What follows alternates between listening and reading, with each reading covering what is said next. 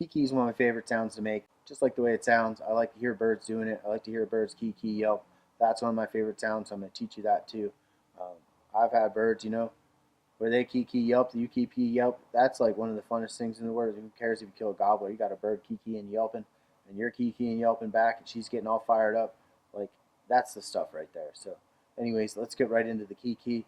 I'm going to hold this call like a duck call in my hand at an angle. I'm going to squeeze it all the way this time because that Kee Kee is a high-pitched sound. What I want to do is create back pressure in this call so that I have to force air through it to get that high pitch. So I'm going to squeeze it enough, and you might have to play with it a few times to figure out the sweet spot of that Kee Kee for you. Too much, you can't blow through it. Too little, it's not high pitch enough. And then you can vary it, micro variations almost. Micro variations of how much pressure to change the pitch of your Kee Kee. So listen to what I'm going to do. Like I said, duck call, hold it at an angle, put your lips up to it like you're giving it a kiss, and so that's just me breathing through here.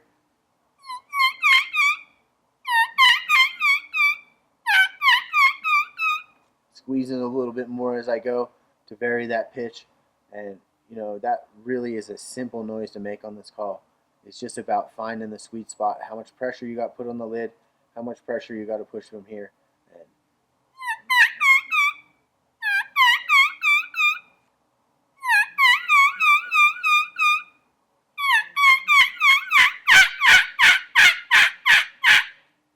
Kee Kee run is my favorite. So Kee Kee twice, let it run.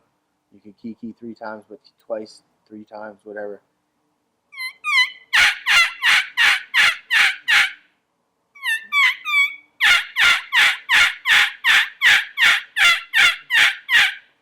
So I was doing that with the Kee Kee, and then doing the Dougie style of doing it. I'll try and do it more of as a duck call style, where I'm not varying the pressure to do the yelps. I'm just holding a static yelp.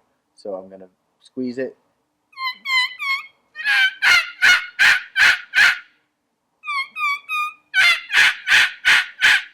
Release it to about halfway, whatever that sweet spot of your yelp is, whatever.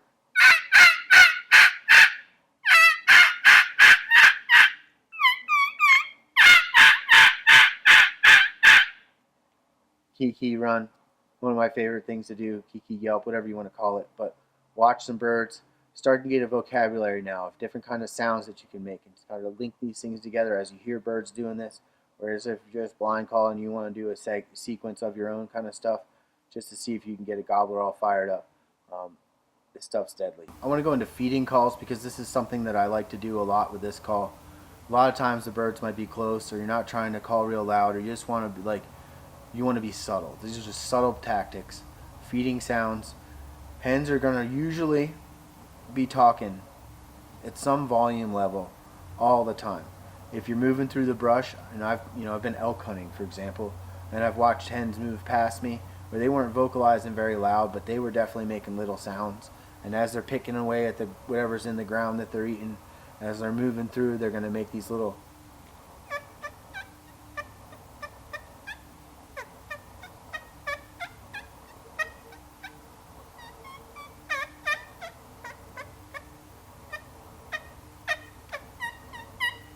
You can make those sounds hands-free. So I'm just going to literally put this in my mouth.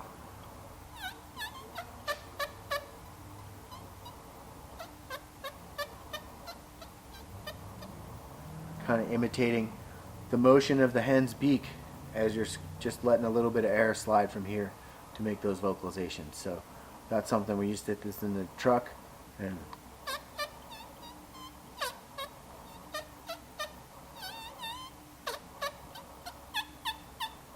little squeaky stuff that hens do, stuff that people are going to do with their pot call when they're trying to get those gobblers to come that last 60 yards.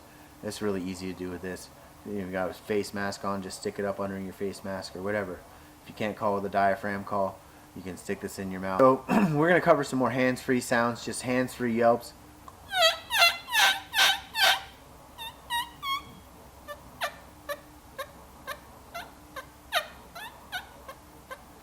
Those kind of little clucks and feeding sounds.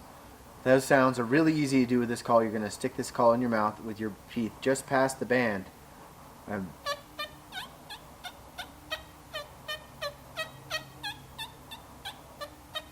just blowing a little tiny bit of air. The feeding sounds are just something that I really like to use when a gobbler's coming in, he's committed, and he's hanging up, you know, and just maybe trying to redirect him in your direction. So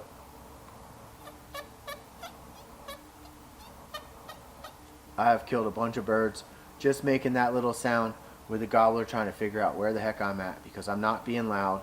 I'm not trying to be obtrusive. I'm just trying to let him know basically where I might be at. And hopefully you're in thick enough cover where he's got to come into range when you're making that kind of sound. So anyways, it's not one of my more popular sounds I make. I mean, a lot of the times I'm just going to be trying to locate birds or talking to birds that are a longer way away and getting a hen fired up and mimicking that hen. I mean, there's so many just different tactics in the turkey woods that having all of this stuff in your bag of tricks is going to make you a more effective turkey hunter. So feeding sounds, put the call in your mouth.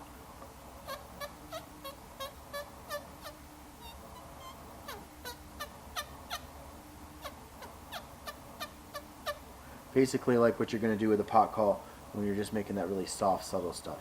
So, feeding calls. Well, we did a pretty big turkey call series here on different kinds of sounds, the introduction to the call, how does it work, this and that. What I want to do is some added stuff to this. You can crow call with a turkey reel, and you can also do some distress calling for predators with it. So it's pretty versatile. You don't just have to use it for turkey hunting. You can call all kinds of stuff in with this thing. But anyways, locating call with a crow call, what I'm going to do is, again, hold it like a duck call. I'm going to hold it just a little bit pinched down, squeeze it just a little bit, keep it static. You're going to find a sweet spot for this. It's just the call's too open to get a really good turkey cut, but the volume of the air going through there is going to cause that crow sound. So I've located birds, got them to gobble doing that. It's just really one other thing that you can have in your toolbox